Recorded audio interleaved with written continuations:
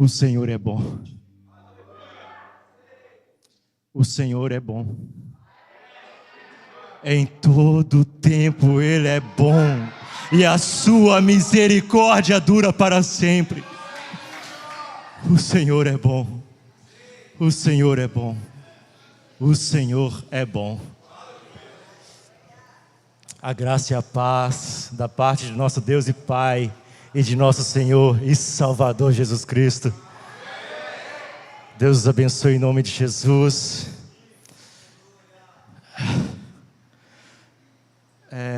Em temor e tremor. Eu sempre tenho que ficar segurando firme o microfone para não tremer muito. Mas não peço a Deus para tirar isso de mim, não. Vou ficar preocupado quando Ele tirar esse tremor de mim. Quando eu não estiver sentindo isso, aí eu vou me preocupar. Mas que Ele me faça tremer diante da sua presença.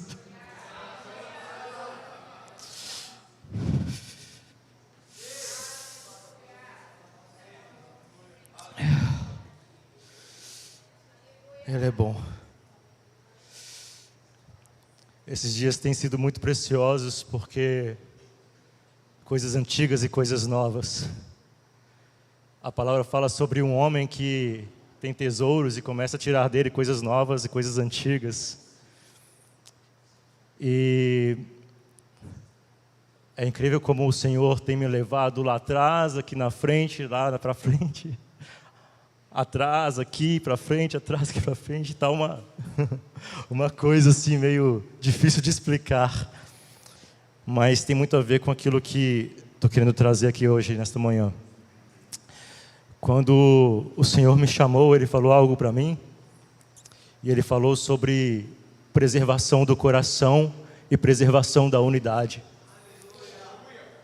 E quando Ele disse sobre preservação do coração, Ele estava dizendo sobre cada um de nós. E quando falando da preservação da unidade, Ele estava falando de nós como um corpo, coletivamente.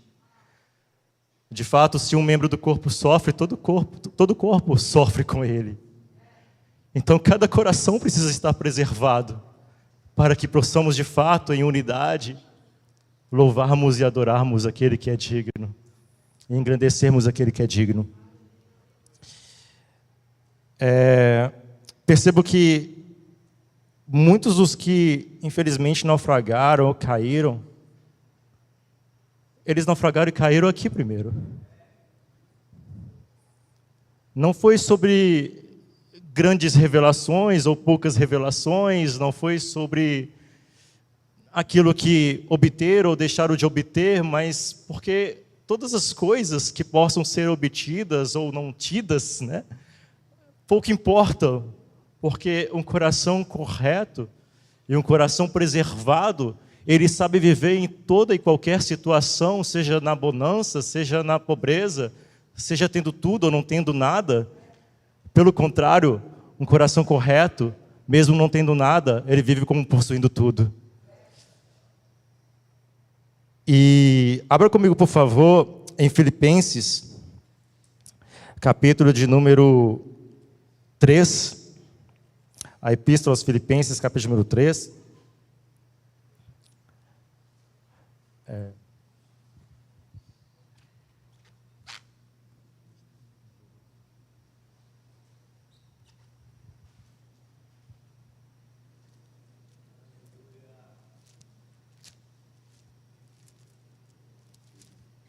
Filipenses, a Epístola aos Filipenses, capítulo número 3.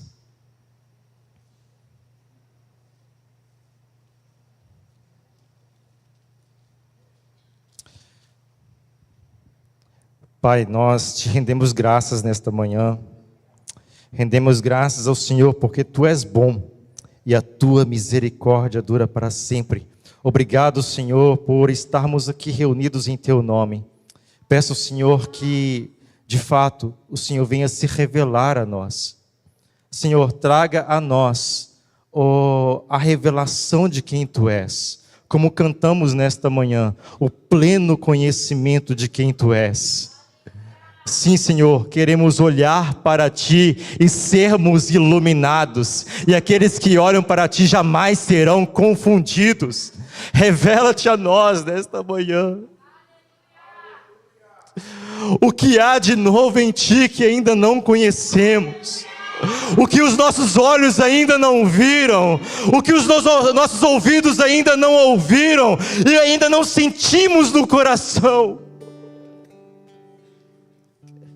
O que há de pleno, Senhor, para ser vivido no Senhor? O Senhor sabe que é isso que eu tenho te pedido nesses dias. Sabemos que naquele grande dia haveremos de conhecer o Senhor e sermos conhecidos tal como somos conhecidos por Ti. Todos aqueles que têm essa esperança, hoje purificam-se a si mesmo. Senhor, e sabemos que há algo pleno, há algo maravilhoso. Maranata, os nossos corações anseiam, esperam, desejam a Tua vinda. Nós amamos a Tua vinda. Nós amamos a Tua vinda, nós desejamos, Maranata, vem Senhor Jesus. Nós nos unimos ao Espírito que diz, vem Senhor Jesus. O Teu Espírito diz isso, e nós como noiva dizemos e repetimos, e entramos neste lugar de uma só voz, vem Senhor Jesus. Mas hoje, agora, nesse presente momento, nesses dias, até a sua vinda, se há algo pleno,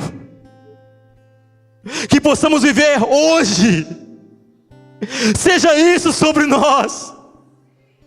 Não queremos viver uma vida medíocre,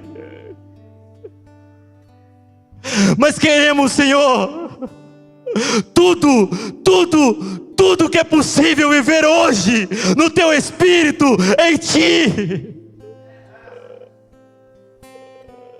Tudo, Senhor. Tudo. O que há de pleno. As primícias do Teu Espírito. Sabemos que o Teu reino não é comida, mas paz, justiça e alegria no Espírito Santo.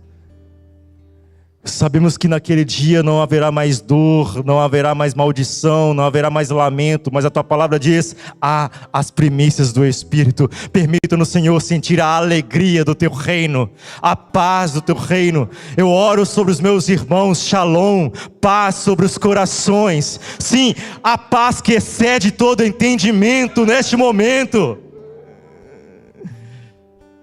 Sim, Senhor, tudo que há de pleno, tudo que pode ser vivido neste momento, nos faz experimentar, nos faz sentir, nos faz ter em Ti. Nós Te pedimos que Teu Espírito nos ensine e nos guie a toda a verdade nesta manhã. Que o Teu Espírito venha abrir os nossos olhos. Sim, Senhor, remove o selo, abre os nossos olhos para que possamos ver, abre o nosso entendimento para que possamos compreender. Nós Te pedimos em nome de Jesus. Amém. Filipenses capítulo 3 diz assim, quanto mais, meus irmãos, alegrai-vos no Senhor. A mim não me desgosta e é segurança para vós outros que eu vos escreva as mesmas coisas. Embora seja a primeira vez que esteja aqui na Assembleia, né, na nossa reunião, ministrando, talvez possa ser que eu repita algumas coisas, mas muitas coisas elas precisam ser repetidas, porque isso é segurança para nós. Isso é segurança para nossos corações. Isso é segurança para que permaneçamos firmes no Senhor. E Paulo continua dizendo, vou pular agora justamente para o versículo de número 8. Sim, deveras considero tudo como perda, por causa da sublimidade do conhecimento de Cristo Jesus, meu Senhor, por amor do qual perdi todas as coisas e as considero como refúgio para ganhar a Cristo e ser achado nele. Ser achado nele. Ah, como eu desejo. O que eu sempre desejo é ser achado nele. Conheço irmãos, às vezes ficamos um tempo sem se ver, mas quando eu estou para encontrá-los novamente, no meu coração a primeira palavra que vem é: eu quero achar meu irmão nele. Eu quero ser achado nele. E quero achar todos os meus irmãos nele. Não tem outro lugar onde eu queira estar. Não há lugar melhor do que estar em Cristo Jesus. Estar nele, deleitar-se nele. Ele é a verdade. Deleita-te na verdade. Eu lembro de um momento quando, na minha conversão, e essas coisas vêm vindo à mente, e eu comecei a ler a palavra. E quando eu comecei a ler a palavra, eu vou pular um pouquinho essa parte da conversão, mas quando eu comecei a ler a palavra, porque ele se apresentou a mim como o caminho, a verdade, a vida, ninguém vem ao Pai a não ser por mim, quando eu estava indo me matar. E nesse dia, depois de ter procurado tantos lugares, tantos caminhos, eu procurei a verdade e não encontrei. O que me restou se eu não encontrei? A morte. Mas ele se apresentou como o caminho, a verdade e a vida. E quando eu ouvi essas palavras dele, eu não sei explicar, mas eu senti algo no meu coração, e eu falei: é isso, é ele que eu procurei toda a minha vida. A gente tinha perdido tudo. Meu pai estava com Parkinson, minha mãe com esquizofrenia, tudo tinha sido perdido. E eu lembro quando eu cheguei para o meu pai e falei: pai, a gente perdeu tudo, mas a gente achou ele, então nós temos tudo. Podemos não ter nada de volta, mas temos ele. E eu comecei então, desse dia, a ler a palavra. Antes eu chegava em casa e chorava querendo a morte, mas depois, quando ele se apresentou para mim, a esperança inundou meu coração. E eu chegava em casa, não via a hora de começar a ler a palavra, mas era engraçado, eu não conseguia compreender. Eu não conseguia entender. Eu não conseguia acreditar que o mar vermelho se abriu, coisas nesse sentido. Aí eu cheguei para o pastor e pedi para... Eu falei isso com ele, o que ele fez? Orou por mim. Aí no que ele orou por mim, o Espírito falou no meu coração: converse comigo. Eu cheguei em casa e falei com ele: olha, eu quero acreditar. Eu não sei o que aconteceu. Só sei que eu era cego, mas passei a ver. Eu comecei a acreditar tão intensamente. Mas ao ler, eu comecei a perceber que existiam muitas vozes. Existiam muitos Cristos. Existiam muitas verdades. E eu cheguei para perguntar a respeito de uma destas coisas para o pastor. E aí ele não me explicou. O que ele fez? Orou por mim. Nesse dia eu saí indignado. Falei: poxa, eu queria saber. Mas eu sentei na minha cama, quando eu cheguei em casa, para ter um tempo com ele. E eu falei: Senhor, eu não quero ser enganado. E eu não quero viver no engano. Eu não quero. Nesse momento, eu ouvi a voz dele. E quando eu ouvi a voz dele, era por dentro e era por fora. Por dentro tremia, abalou minhas estruturas. E ele disse: eu sou a verdade. Ele é a verdade. Deleita-te na verdade, que é uma pessoa. A doutrina, o que temos nossos escrito, pode parecer heresia que eu vou falar aqui, mas não é um fim em si mesmo. Quando eu comecei a ler a palavra me apontou para Ele. Aquilo que Ele já tinha dito, e aquilo que eu já tinha ouvido de outros irmãos. Mas houve um momento onde os meus olhos o viram. Houve um momento onde eu pude conhecer, e a partir desse momento, meu relacionamento com a palavra era com Ele, era com a pessoa, é a pessoa dele. Não é simplesmente ler esta palavra como se fossem letras. Você pode ler esta palavra como se fosse um livro de história qualquer. Você pode ler essa palavra como você lê um livro de geografia. Você pode ler essa palavra como se fosse um livro de ciências, de história ou qualquer outra coisa. Mas é de uma profunda comunhão e conhecimento de um Cristo vivo e verdadeiro, é relacionar-se com Ele, é deleitar-se na verdade, e como é gostoso e como é bom na sua presença, a plenitude de alegria, na sua destra há delícias perpetuamente. Existe um lugar nele que as circunstâncias elas somem. Existe um lugar nele em que tudo que é contra some. E como nós vimos na quarta-feira, não há mais impedimento algum.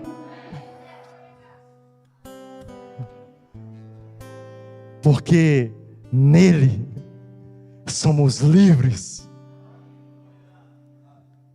O que eu quero é sempre ser achado nele, escondido nele, vestido dele, sentindo ele estremecendo o meu coração, o peso das palavras dele vindo sobre nós. Jeremias dizendo: a minha carne, os meus ossos. O salmista dizendo: até a minha carne exulta. Eu sou impactado, o meu espírito, a minha alma, o meu corpo, eles se estremecem diante do peso das suas palavras. O peso dele, a sua Shekinah, a sua glória, a sua majestade, a visão da sua beleza. Quando olhamos para a beleza dele, a pureza que há nele, Senhor, quão puro tu és, quão puro tu és, quão puro tu és, quão puro tu és. Ele é puro, Ele é puro, Ele é puro, Ele é puro, é pureza, sem mistura alguma, sem engano, nele não há trevas alguma. Ele é puro, tão puro.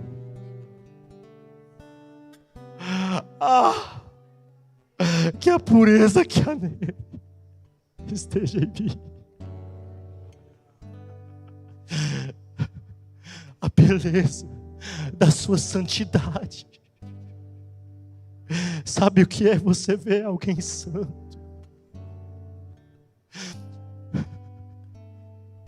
Mais do que cantar, o que é que os anjos veem?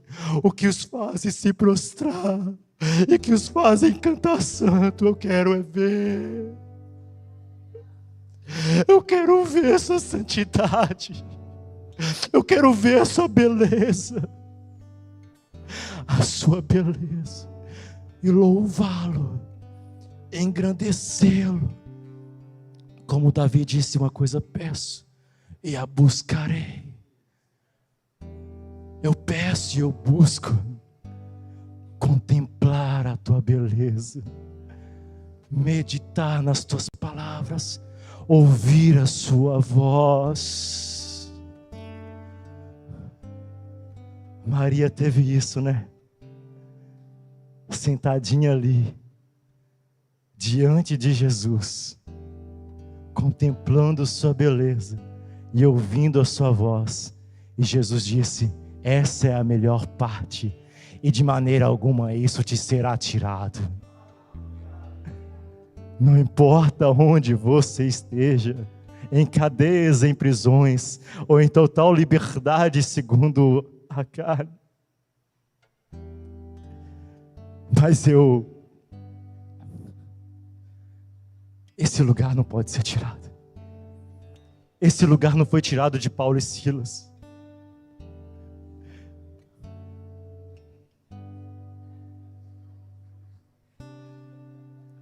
É muito bom. Paulo e Silas, isso não foi tirado. Esse lugar não tem como tirarem, gente. Não tem como. Você pode perder todas as coisas. E a palavra fala de alguns que, com alegria, perderam todos os seus bens. Porque existe uma coisa que não pode ser tirada. E ainda existe uma promessa de que aqueles que se achegaram a mim, de maneira alguma eu lançarei fora. Gente, eu não estou conseguindo entrar aqui, né? De maneira alguma. Gente, o que há de pleno para ser vivido aqui? Certa vez eu estava ministrando a alguns adolescentes, e eu perguntei: o que é vida eterna para vocês? Aí um respondeu: é viver para sempre, não morrer mais. Eu falei: se é só isso, é muito chato. Por isso que um chegou a falar: eu acho que vai ser muito chato. Eu falei: de fato, desse jeito de fato é muito chato. Se é só viver para sempre, se é só não morrer mais, se é só ser poupado do inferno. Mas Cristo, em João capítulo 17, versículo 2, deu a definição de vida eterna. Palavras de Jesus: a vida eterna é esta, 2 pontos: conhecer a Ti, Deus único e verdadeiro, e a Jesus Cristo a quem Tu enviastes. Vida eterna é eterna comunhão e conhecimento do Deus único e verdadeiro. Hoje eu me admiro com Ele, amanhã me admirarei, porque, Pedro até falou isso, né? Ele é infinito em todo o seu ser. Ele nos surpreende, e eu passarei uma vida inteira, e não só uma vida inteira, mas a eternidade, me surpreendendo com um Deus único e verdadeiro, todos os dias conhecendo Ele, e todos os dias: meu Deus, o Senhor é isso tudo, mas amanhã: meu Deus, o Senhor é mais do que tudo, meu Deus, tudo, mais tudo, mais tudo, meu Deus, tem mais, meu Deus, ainda é isso ainda, meu Deus, eu já senti seu amor, mas peraí, mais, não, o Senhor é amor. Aí no outro dia, será que eu posso falar que existe outro dia? Mais,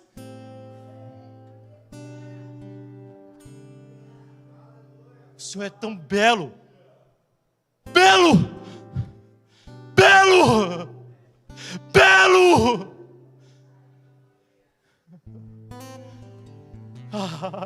não vai dar para tirar os olhos dele. Ele vai vindo, sabe? Você vai sentindo. Não dá para tirar.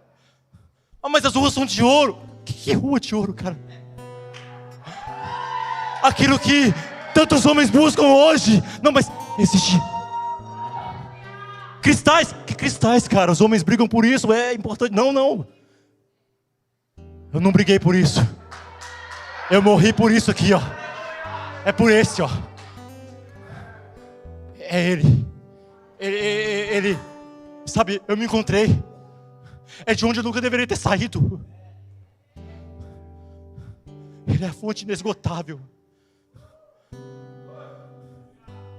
Não precisa nem mais de sol. Ele é a luz. Não precisa de mais nada. Mas ele disse: quem crê em mim terá a vida eterna. O que ele disse? Tem a vida eterna. Dá para viver e começar a viver a vida eterna aqui, conhecendo o Deus único e verdadeiro, e a Jesus Cristo a quem tu enviaste. Nós já temos a vida eterna. Nós já temos Ele, o Deus único e verdadeiro, e a Jesus Cristo. Nós temos Ele. Tudo que eu quero é ser achado nele. Ele é a vida. Te conhecer, Jesus, e prosseguir em conhecê-lo, disse o profeta. Te conhecer e prosseguir em conhecê-lo. Vamos lá. Não tendo justiça própria que procede da lei, senão mediante a fé em Cristo Jesus. A justiça que procede de Deus baseada na fé é para o conhecer. O que eu quero é o conhecer. O poder da sua ressurreição. A comunhão dos seus sofrimentos, conformando-me com ele na sua morte, para de algum modo alcançar a ressurreição dentre os mortos. Não que eu já tenha recebido ou tenha obtido a perfeição, mas prossigo para conquistar aquilo o que também foi conquistado por Cristo Jesus. Eu prossigo para conquistar aquilo pelo qual eu fui conquistado para Ele. Por Ele, por Cristo Jesus. A vontade de Cristo é que onde Ele estiver, eu e você esteja também. Ele expressou essa vontade em João 17. Pai, a minha vontade é esta, que vejam a minha glória, contemplem a minha glória, que onde eu estiver, eles estejam também. Cara, a vontade de Jesus é que onde Ele está, você esteja. Isso, cara, João 17 é o coração de Jesus. Gente, João 17 é o coração de Jesus. Jesus expõe o seu coração. Ele abre o seu coração. Ele falou: a minha vontade, Senhor, é que onde Ele estiver, eles estejam para contemplarem, verem a minha glória. E que onde eu estiver, eles estejam também. Seja feita a tua vontade. E eu quero a sua vontade. Onde o Senhor está, Jesus, eu quero estar também. Eu quero estar também. Mas veja bem, Paulo fala que... E quem é Paulo? E diga-se de passagem, essa carta foi escrita de uma prisão. Não houve impedimento algum. Olha o Evangelho chegando até nós. Olha a palavra. Olha o quanto nós estamos sendo abençoados pelas marcas que fizeram em Paulo. Olha o quanto nós estamos abençoados por um Paulo que não pode ser contido na prisão, cheio do Espírito Santo. Aqui estão as palavras e como essas palavras têm me abençoado. Tem 2 anos que eu estou aqui e não saio daqui. Em Filipenses. Ele fala, mas quem é Paulo, cara? Quando você olha, né, a estatura em que ele chegou, o nível de revelação, mas ele fala, eu não alcancei a perfeição. Irmãos, quanto a mim, não julgo havê-lo alcançado, mas uma coisa faço, esquecendo das coisas que para trás, fico avançando para as que estão diante diante de mim, prossigo para o alvo, para o prêmio da soberana vocação de Deus em Cristo Jesus. Observou de uma festa que estava acontecendo. E ele observou que os convidados chegavam nesta festa e buscavam os primeiros lugares. E aí, Cristo diz: não procure os primeiros lugares, porque pode ser que o dono da festa, o responsável pela festa, chegue até você e diga: por favor, ceda o seu lugar, existe alguém aqui mais importante do que você. E você, envergonhado, sai lá para as últimas fileiras. Mas quando chegar, procure as últimas fileiras, porque pode ser que aquele dono da festa chegue até você, chegue até aqui na frente, neste primeiro lugar. E ele diz: aqueles que se exaltam serão humilhados, mas os que se humilham serão exaltados. Só que tem algo sutil nisso, porque ouvindo essas palavras de Jesus, agora você pode então procurar os últimos lugares com o fim de ser chamado para os primeiros. Não entendeu nada do que Jesus disse. O que Jesus estava dizendo é: quando chegar em um lugar, considere todo mundo mais importante que você sempre. Considere os outros superiores. Considere o outro sempre mais importante do que você. E aí ele vai continuar dizendo, e mostrando isso em quem? Cristo. Ele fala: considerando cada um superiores a si mesmo, não tenhais cada um visto o que é propriamente seu, senão também o qual é dos outros. Não procure os vossos interesses, mas o interesse do outro. E ele vai falar: tende em vós o mesmo sentimento que houve em Cristo Jesus. Se ele pedisse simplesmente para nós sermos humildes, se ele pedisse simplesmente para nós considerarmos uns aos outros superiores aos mesmos, estava muito vago, estava muito vazio. Mas precisamos olhar para o Cristo e absorver e ser impactado com quem Ele é, e haver em nós o mesmo sentimento que houve em Cristo Jesus. Que embora sendo Deus,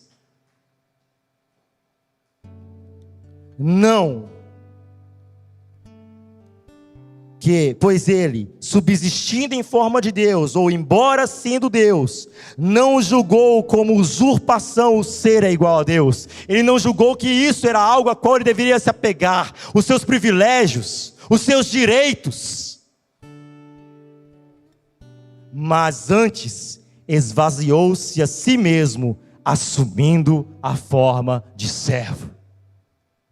Cristo Jesus, embora sendo Deus e subsistindo em forma de Deus, morfeu, é uma palavrinha grega que ali está, que ele vai repetir, que depois Cristo então assume, morfeu, forma de servo, forma de Deus, forma de servo. E o que essa palavrinha nos quer dizer? Essa palavrinha, ela, de uma certa forma, ela quer dizer a respeito da expressão do próprio Jesus. O que você, como observador, vê. Você se coloca no lugar de um observador e olha para ele. E quando você olha para ele, você vê esplendor, você vê majestade, você vê forma de Deus. Mas não para aí. O que ele expressa é exatamente o que ele é. Jesus é Deus e achado em forma de Deus. Mas sendo achado, no princípio era o verbo estava com Deus e o verbo era Deus, mas o verbo então se fez carne. E a palavra fala aqui que ele, subsistindo em forma de Deus, não se apegou. Perceba, Cristo estava em um lugar, em uma posição, em uma condição que não há nada superior que ele precise ter. Ali, a condição dele, em forma de Deus, sendo Deus, não há nada superior a ele. Não há nada que ele precise. É uma condição de total completude. Não há nada que eu possa ser além do que já sou. E não preciso ter nada além do que já tenho e sou. Mas estando nessa condição, a palavra fala que ele esvaziou-se em si mesmo, assumindo a forma de servo. Jesus se humilhou, assumindo a forma de servo. Agora, também ele é totalmente homem. Ele assumiu. E ele foi agora achado em figura humana. A semelhança de nós todos, exceto pelo pecado. Em corpo humano. E agora, quando olhamos para ele, vemos uma expressão daquilo que ele também é. Homem, totalmente homem. Cristo totalmente homem, totalmente Deus. Mas Cristo então, como ele se humilha, assumindo a forma de servo, tornando-se semelhança de homens e reconhecido em figura humana, e a si mesmo se humilhou, tornando-se obediente até a morte e morte de cruz. Adão e Eva foram levados a desejar algo. Eles estavam em uma condição e Satanás disse: Deus não é bom. Na verdade, ele não quer que vocês se tornem como ele. E o que eles desejaram? Ser como Deus. Isaías capítulo número 14 fala: ó estrela da manhã, estrela da alva, você desejou subir acima das estrelas dos céus e ser semelhante ao Altíssimo. As extremidades do norte, você quis subir acima das estrelas dos céus, as extremidades do norte, ou seja, no lugar mais alto que você pode chegar, que era onde? Onde Deus está, e quis ser semelhante, não quis ser maior do que Ele, porque não há nada maior do que Deus. Ele quis tirar Deus do trono, Ele quis ser semelhante a Deus. Na condição em que Ele estava, Ele decidiu elevar-se à condição de Deus. Isso é orgulho. O orgulho é o desejo de se elevar, e elevar-se a uma condição que você não foi chamado para estar, a desejar aquilo que não é seu. Mas Cristo, tendo tudo, e não precisando de mais nada, e estando numa condição que não há nada superior ao que Ele poderia ser, Ele se humilhou e assumiu. E é interessante porque a tradução aqui fala, embora sendo Deus, é como se fosse assim, apesar de ser Deus, Ele fez isso. Mas uma possível tradução aqui, e é o que precisamos entender aqui, porque Ele era Deus, Ele fez essas coisas. Esse entendimento, essa compreensão é possível aqui. E em vários outros momentos, na palavra por causa do tempo não dá, mas em vários outros momentos há esta mesma estrutura, que é justamente porque Cristo era Deus, é que Ele fez essas coisas. E por que eu estou falando essas coisas? Veja, Cristo, embora sendo Deus, e porque era Deus, Ele esvaziou-se em si mesmo, Ele abaixou-se e assumiu a forma de servo. E isto é humildade. Lembra o que eu falei? Existe algo antigo, mas existe algo que é novo nele. Todas as nossas definições, elas precisam passar agora pelo conhecimento de Cristo. Tudo que eu entendo e compreendo, toda e qualquer definição do que é amor, do que é humildade, do que é compaixão, do que é mansidão, do que é tudo isso, precisa passar por Cristo. Não é mais definições filosóficas ou teológicas por si só, mas é olhar para Cristo e nele, serem novas todas as minhas definições. E a minha definição de humildade está em Cristo Jesus. O que é humildade? Cristo. Cristo, nosso Deus. Não é que ele se tornou humilde, mas Deus, na condição em que estava, não precisando de mais nada além do que ele já era e podia ter. Nosso Deus é humilde, não se apega aos seus direitos, se rebaixa, se reclina e serve. Porque as definições de humildade, nós podemos encontrar muitas. Humildade não é simplicidade. Já vi muita gente simples, mas extremamente arrogante. Humildade não é falsa modéstia. Humildade não é pensar menos de si mesmo.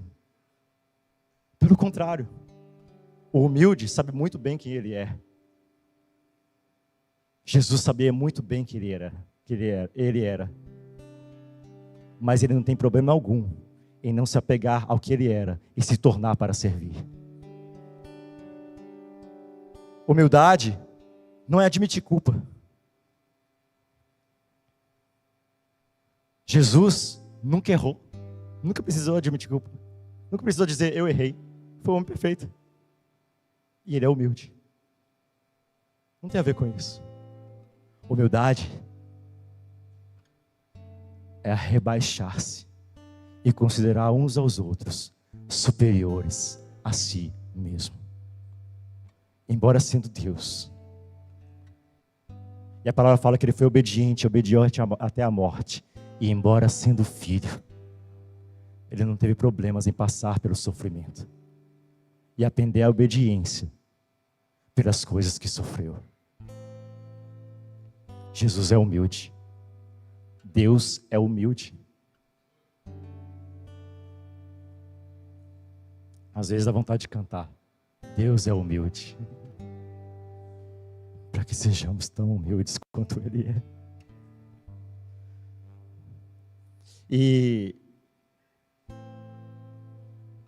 aqui nós vemos justamente isso. Vamos lá em Mateus capítulo número 11. Aliás, João capítulo número 13, primeiro, e depois a gente vai em Mateus capítulo 11.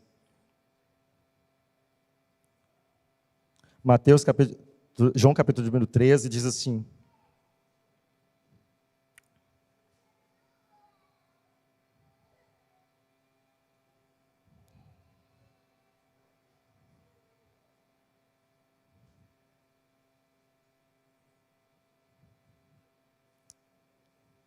verso de número 13, capítulo número 13, verso número 1, perdão. Ora, antes da festa da Páscoa, sabendo Jesus que era chegada a sua hora de passar deste mundo para o Pai, tendo amado os que estavam no mundo, amou-os até o fim.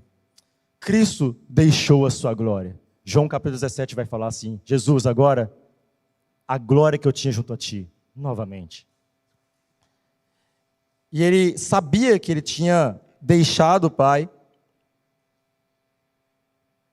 e que era deixado no sentido de, que era chegado a sua hora de passar deste mundo para o Pai, não deixado nesse sentido de deixar mesmo, mas aqui, justamente agora, ele retornando para a glória que ele tinha junto ao Pai. Tendo amado os seus que estavam no mundo, amou-os até o fim. Durante a ceia, tendo já o diabo posto no coração de Judas Iscariotes, filho de Simão, que traísse a Jesus. Veja bem, olha o que nós temos aqui. Justamente nesse momento, alguém cujo coração foi contaminado pelas palavras de Satanás. Eu estava falando no início sobre perder o coração.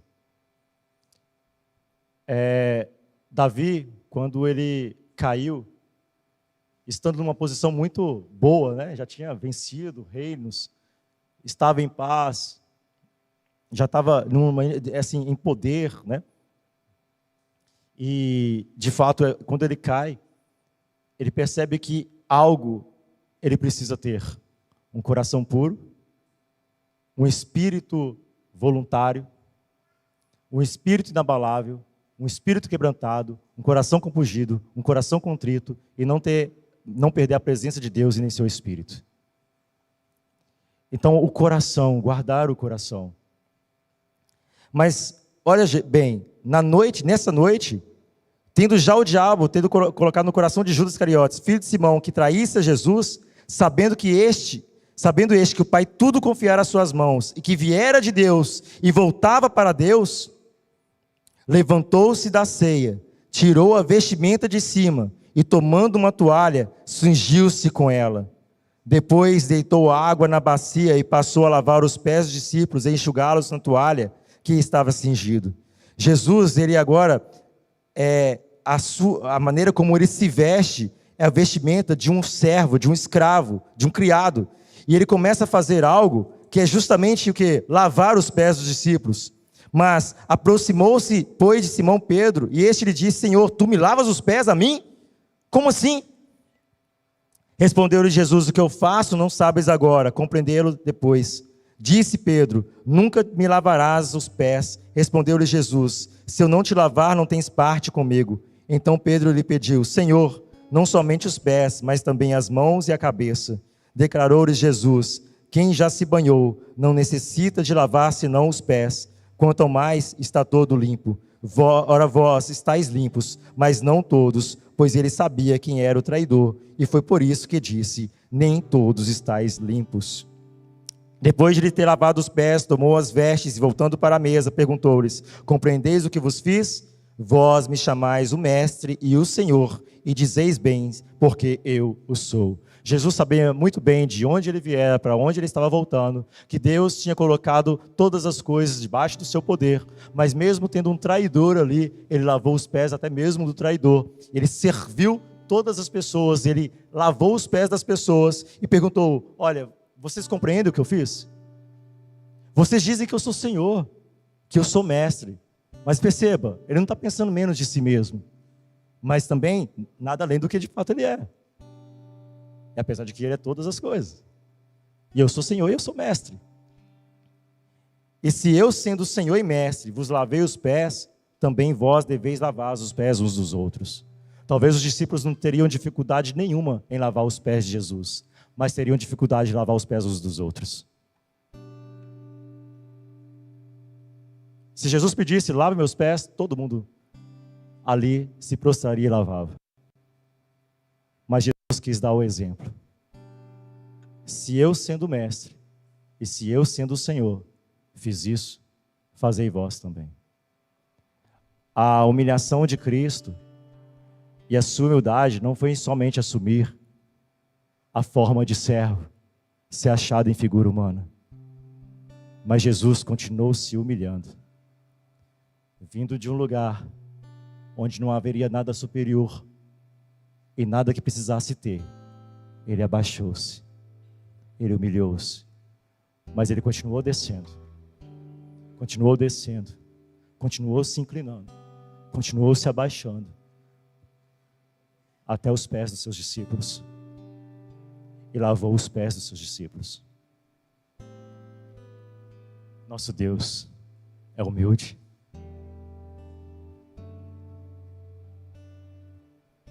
Ele se abaixa, ele se inclina.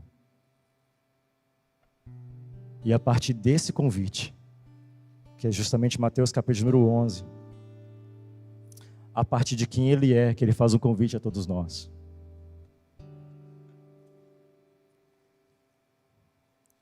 E é nesse lugar que eu gostaria de chegar agora. A gente está finalizando. Mas Mateus capítulo número 11 vai falar assim, verso de número 25. Por aquele tempo exclamou Jesus: graças te dou, ó Pai, do céu e da terra, porque ocultaste essas coisas aos sábios e instruídos, e a revelaste aos pequeninos.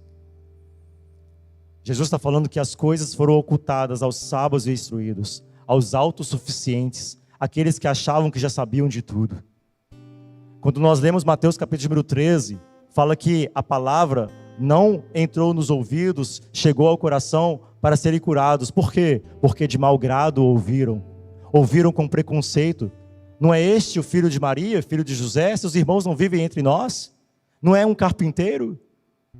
Com preconceito. E não conseguiram ver. Jesus era a grande parábola ali. O mistério oculto que eles não conseguiram compreender e nem ver. Ah, quantos profetas desejaram ver os que vocês estão vendo, discípulos, e viver o que vocês estão vivendo, a vida eterna aqui, conhecê-lo e prosseguir em conhecê-lo, ter comunhão com o próprio Cristo. Mas de fato, aqueles homens, a palavra fala, de mau grado ouviram, com preconceito.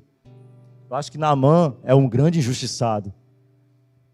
Muitos dizem que ele era soberbo, orgulhoso, mas em relação às pessoas, eu não via nenhum tipo de orgulho.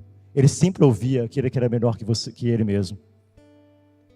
Teve um momento que uma pequena menina, uma serva, uma escrava, disse: se meu Senhor fosse até Israel e conhecesse que lá há profeta, seria curado, que há Deus em Israel.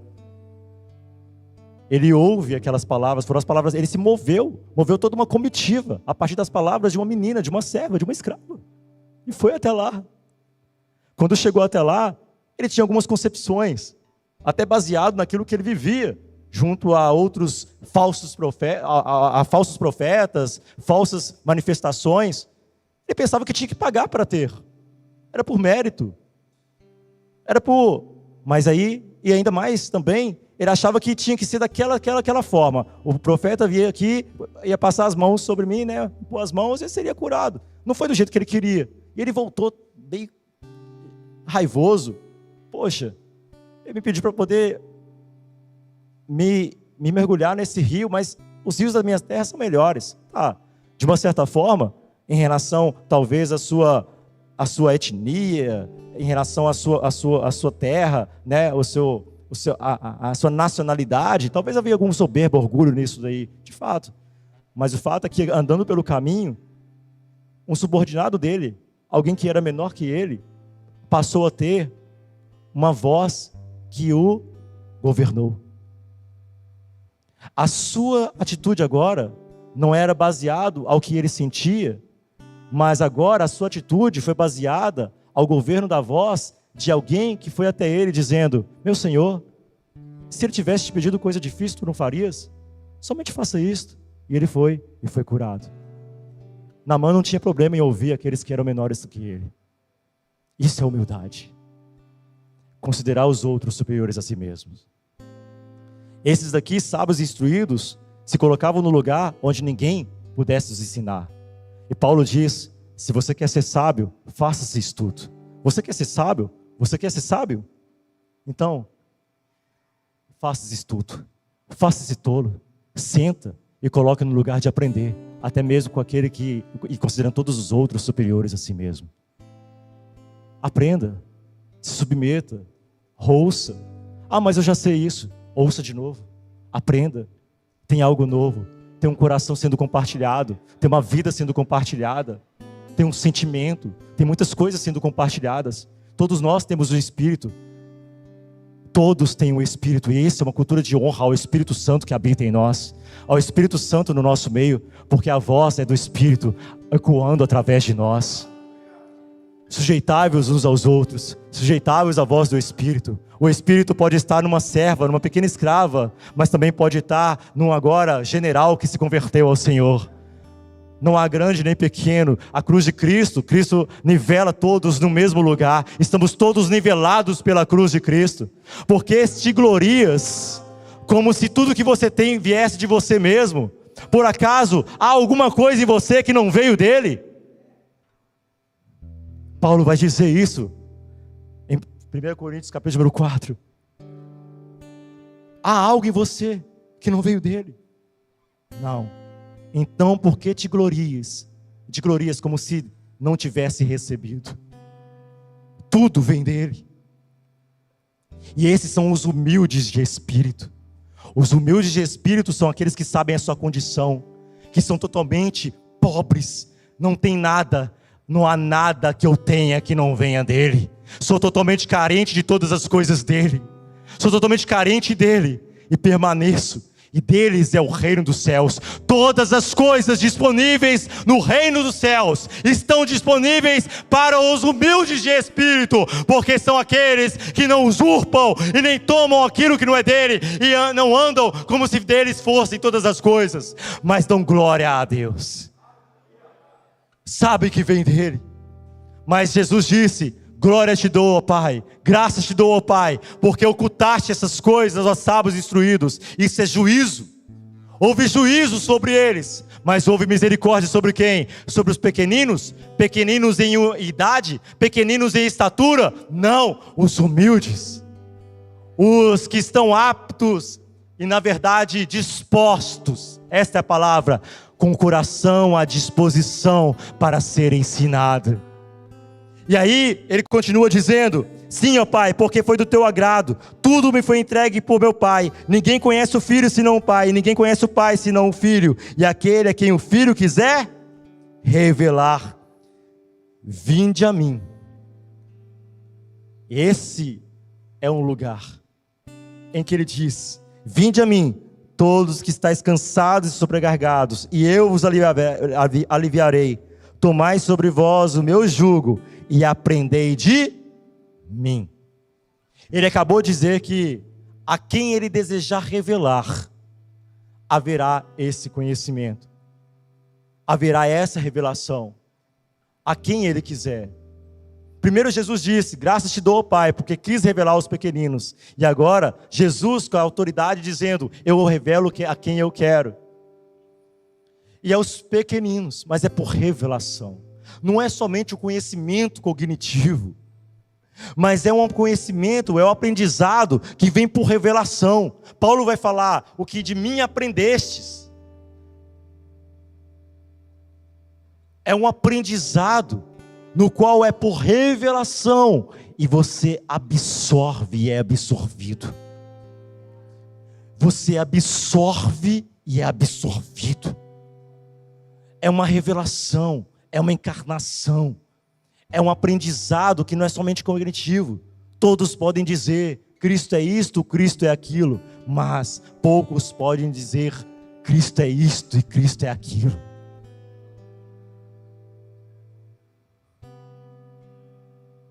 Cristo é isto e Cristo é aquilo. Cristo revelado em nós. A revelação de Cristo, o aprendizado de Cristo, vindo a nós e nós aprendendo dele. E o que Cristo coloca totalmente disponível a nós, o seu coração. Jesus abre o seu coração e diz: vinde a mim. Vinde a mim. Quem há de subir ao monte do Senhor? Quem há de permanecer? Senhor, eu não quero só subir, eu quero permanecer. O que é puro de coração e limpo de mãos. Puro de coração e limpo de mãos. No Salmo 73, Asaf, quando vê a prosperidade dos maus, ele começa a dizer coisas que beiram a loucura. E ele fala: inútil foi, Senhor. Inútil foi guardar puro o meu coração e manter as minhas mãos lavadas na inocência, até que eu vi o santuário de Deus. Até que eu vi que meu coração estava se tornando ao coração que eu vi.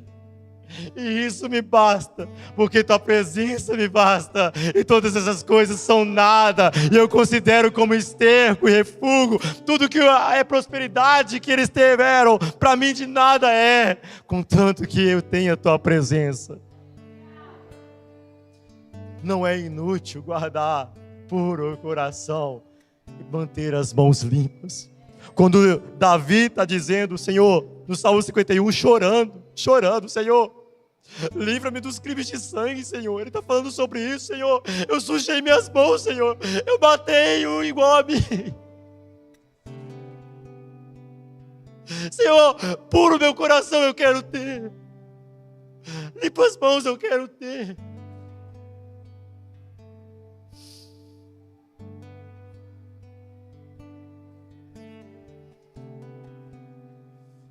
Esse é um lugar de fundamento para nós. Eu vou compartilhar com vocês, mas é um lugar de onde eu nunca saio. A palavra fala: Senhor, não busco coisas elevadas, Salmo 31. Não é soberbo meu coração, não procuro coisas elevadas. Mas eu aquieto meu coração. E como uma criança no colo de mamãe, mama, é sustentada, assim eu quero ser. Existe um lugar, João achou esse lugar, bem no peito, bem no coração, ouvindo todos os dias, vendo o coração e ouvindo o coração do Mestre, que é puro de coração. Eu quero ser puro, porque bem-aventurados os puros de coração, porque verão a Deus.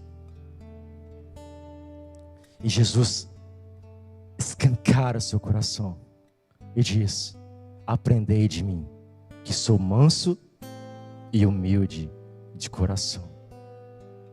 E a mansidão tem a ver com eu manter o meu coração íntegro. Não importam as circunstâncias, não importam o que fazem contra mim, meu coração permanecerá puro e íntegro. O manso não é mudado pelas coisas que o afrontam, ou afligem, ou ofendem. A palavra fala: Senhor, que o Senhor Jesus, Ele quando ultrajado, não revidou com ultraje, quando maltratado, não maltratou ninguém. Ele é manso. E Ele falou, e eu falo isso porque para nós seguirmos os seus passos, porque Ele nos deixou o exemplo. Esse é o manso de coração. Porque a pior coisa que alguém que te traiu pode fazer contra você, meu amado irmão, é te tornar um traidor como ele. A pior coisa que alguém te roubou pode fazer com você é te tornar um ladrão como ele é. A pior coisa que pode acontecer com você nesse lugar é você se tornar o mal que te fizeram. E o manso é aquele que não se ofende. O manso é aquele que não é mudado, aquele cuja integridade, o seu interior, ele não muda. Davi disse: tu te agradas da verdade no íntimo, tu te agradas da integridade do meu coração. Há uma integridade que não pode ser mudada. Há uma integridade, uma essência que não pode ser mudada. E esse é o lugar de sempre permanecer. Vamos alcançar muitas coisas nele, mas se perdemos este lugar, e ele dá a porta de entrada, o convite é para uma porta de entrada, e a porta de entrada é manso e humilde de coração. O manso e humilde, dizendo: aprendei de mim. E quando nós olhamos em Efésios capítulo número 4, a palavra fala como nós vamos preservar a unidade do Espírito, com mansidão e humildade, suportando-vos uns aos outros em amor, preservando a unidade do Espírito. A unidade do Espírito, a unidade que foi criada por Deus. Nós não criamos unidade, Deus criou a unidade. Nele mesmo, o muro de separação foi derribado. Cristo é a nossa paz, mas agora nós preservamos a unidade. E como preservamos? Qual que é o fundamento básico para chegarmos até a unidade da fé e o pleno conhecimento de Cristo Jesus? Com mansidão e humildade, suportando-vos uns aos outros em amor. Mansidão e humildade é fundamento para que então prossigamos ali em Efésios capítulo 4 e continuemos naquilo ali, mas sempre manso e humilde de coração. O fundamento de Efésios 4 é o próprio Cristo, manso e humilde de coração. É de onde partem todas as coisas. O convite é para chegar nesse lugar, nele que é manso e humilde de coração. E o convite é para quem? Para os cansados e sobrecarregados. Cansados e sobrecarregados. Existe um convite. existe um lugar. O Cristo Jesus chama. E Ele fala, pode vir porque eu sou manso e humilde de coração. Eu não me ofendo. Eu não mudo quem eu sou. Estou aqui. Sou gentil. Sou amável. E também sou humilde. Eu me inclino para te ouvir. Eu me prostro para te acolher. Eu sei quem eu sou, mas não tenho problema nenhum em me colocar aos seus pés para te curar, para te servir. O cansado é aquele que ativamente buscou. Ele trabalhou muito, sabe? Ele tentou encontrar. Sabe quando você está num lugar, num deserto, tem filmes que mostram isso, né? Um deserto, e muitas vezes aquele homem lá, com sede, com fome, e ele está indo, e ele está cansado, com sede, já não tem mais forças. Ele tentou encontrar um lugar, um abrigo, água, mas não conseguiu. Mas ele vê lá na frente um oásis. Quando ele vê o oásis já caído no chão, não sabe de onde ele consegue ainda se levantar um pouco e fala, eu vou até lá. Ele vai cansado. Muitas vezes no filme ou alguma coisa, ele chega naquele lugar e é só o quê? Uma miragem. Mas Cristo não é uma miragem.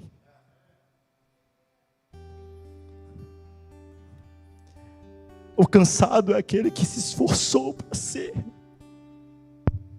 Se esforçou para ter.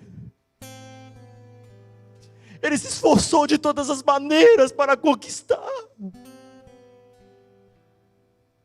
E o sobrecarregado, passivamente, ele foi levado a um lugar de esforço. A palavra fala em Mateus 23 que os fariseus percorriam as terras para atar fardos pesados sobre as pessoas que nem eles mesmos carregavam. Eles não moviam um dedo. E as pessoas estavam como? Sobrecarregadas. Sobrecarregadas, já não aguentavam mais. Mas Jesus disse, vinde a mim, você que lutou e não conseguiu. Vinde a mim, aqueles que foram opressos e oprimidos e não conseguiram. Mas Senhor, eu não consegui ser santo, como eles falaram que eu devia ser. Senhor, eu não consegui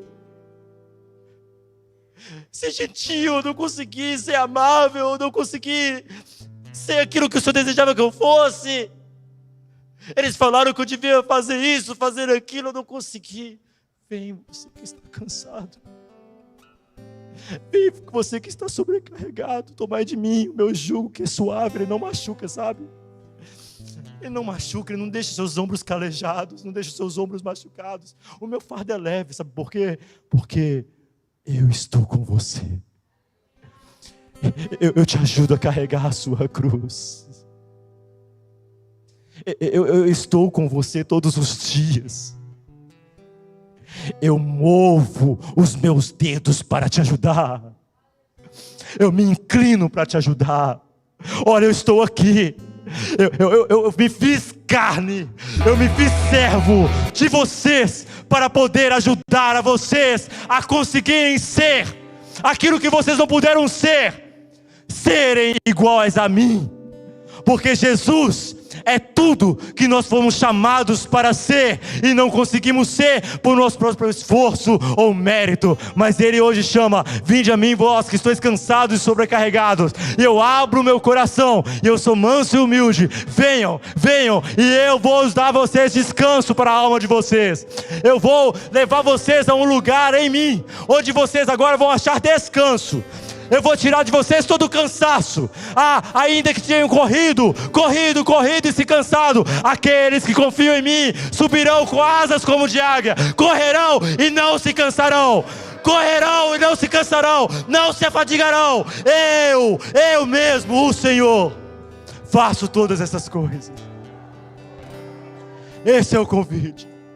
É o convite para o cansado. É o convite para o sobrecarregado. É o convite para o que acha que não tem mais jeito. É o convite para aquele que dentro dele só tem um pavio que fumega, só tem uma cana quebrada, mas ele não apaga o pavio que fumega e nem esmaga a cama quebrada, porque ele é manso e humilde de coração. É por isso que nós podemos chegar a ele. Ele é manso e humilde. Ele não vai apagar o pavio que fumega, mas ele vai...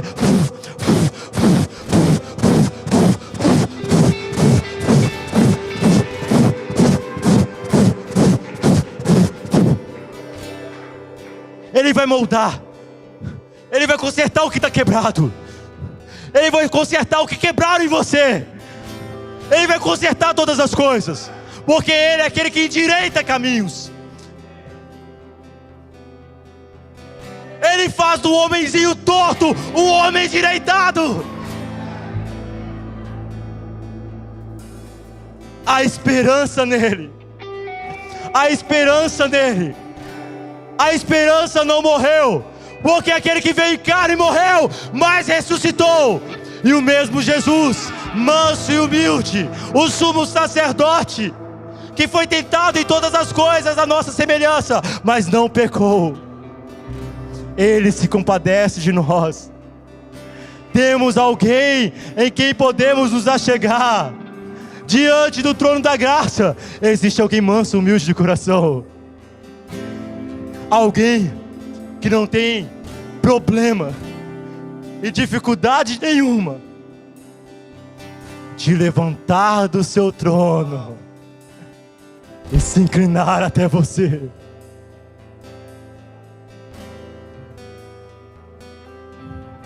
Alguém que Estevão viu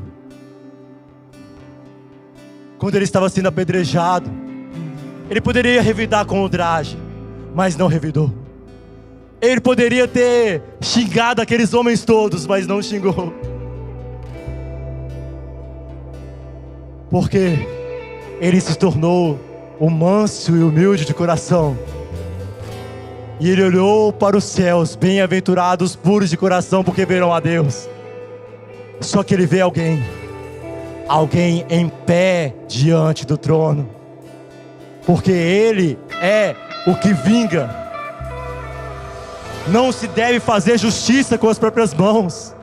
Mas perceba, o salmista disse: levanta-te, Senhor. Não percebes o que fazem comigo?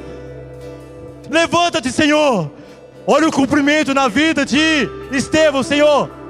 Quando ele olha, ele vê um homem em pé, à destra de Deus. Eu estou vendo, meu filho. Eu estou vendo. E ele olhando para ele e sendo visto por ele: Pai, perdoa-lhes, porque eles não sabem o que fazem. Perdoa-lhes, manso e humilde de coração, como ovelha muda ao matadouro. Estevão também foi. Ele seguiu o exemplo de Jesus, e nós somos chamados para seguir esse exemplo.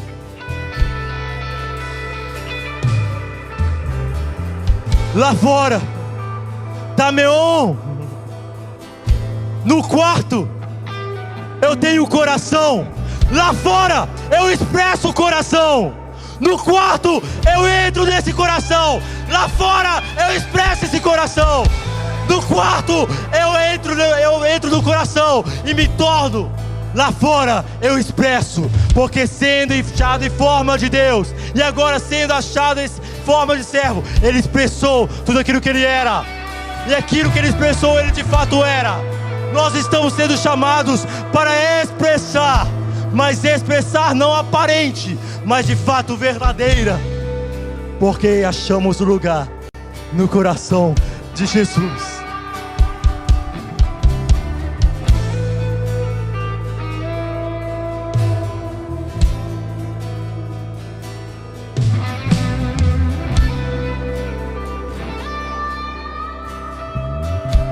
Você que veio aqui à frente, respondendo a esse apelo,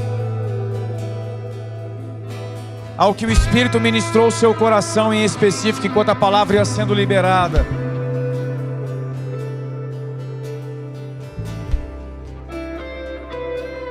Não perca a oportunidade do que Deus está fazendo aqui, dizendo especificamente ao Senhor o que te trouxe aqui.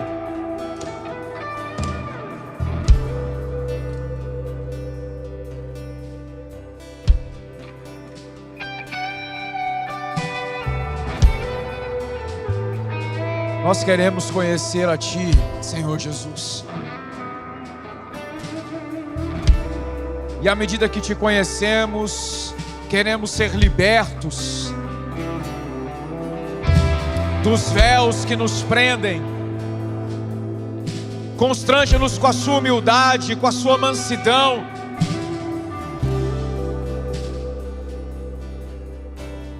Constrange-nos, Senhor, com a Sua postura sempre amável de se inclinar em direção àquele que é inferior, para servir em amor. E nos ensina, Senhor, a começar pelos ambientes que estão sob o nosso controle de alguma maneira, a nossa casa, o nosso casamento. Será, Senhor, que em casa nós nos inclinamos na direção daqueles que dominamos, ou a nossa voz cala a voz dos outros? Você teria glória com o modo que nós tratamos os nossos filhos e as nossas esposas? Há um testemunho do Senhor no jeito que nós somos maridos ou esposas? Ou o nosso jeito truculento de agir, reclamador, cheio de ordens, cheio de normas, expulsa as pessoas de perto ao invés de aproximá-las pelo amor? Talvez nós não somos o tipo de gente que explode em ira com palavras, mas que esmaga com indiferença. E achamos que precisamos orar por alguém ou lembrar de alguém. Mas você está nos dizendo: você não é humilde, não é manso, Rafael. Você esmaga com a indiferença. Você usa as palavras que pesam. Você sabe exatamente como matar. Mas nessa manhã você nos ensina a aprender com você. Aprendei de mim, aprendei de mim, aprendei de mim.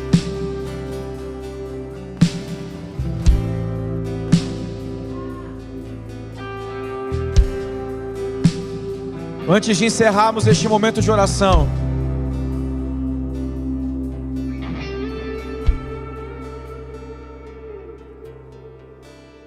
você que está de joelhos aqui e já disse ao Senhor o que te trouxe aqui, termine a sua oração fazendo um compromisso de que você não deseja mais permanecer neste lugar. Não se trata de promessas futuras, mas de um compromisso com o presente. Senhor, eu não quero mais, e por isso eu me sujeitarei à ação do Senhor através de pessoas. A quem eu devo pedir perdão, eu pedirei perdão. Com quem eu preciso me reconciliar, eu me reconciliarei. Se eu preciso mudar o modo de tratar alguém em casa, isto eu farei. Eu não vou mais cultivar, Senhor, um ambiente em que você não é visto em sua humildade e mansidão. Diga isso ao Senhor, porque só vir e dizer eu sou isso não é suficiente. Arrependimento começa com um reconhecimento, mas termina em conversão. É preciso girar na direção oposta. Diga isso ao Senhor e seja livre nesta manhã em nome de Jesus.